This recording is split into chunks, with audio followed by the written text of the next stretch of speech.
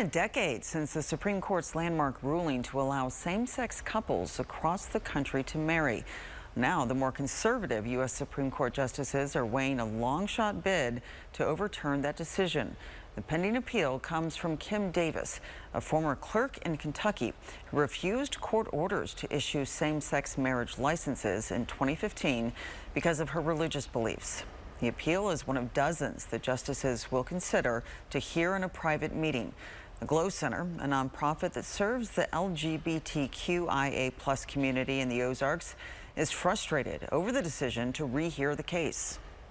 There's just no purpose and there is no productive reason why the Supreme Court should be rehearing this case. And so we hope that they'll recognize that the decision that was made back in 2015 was the right one, and we can all just move forward.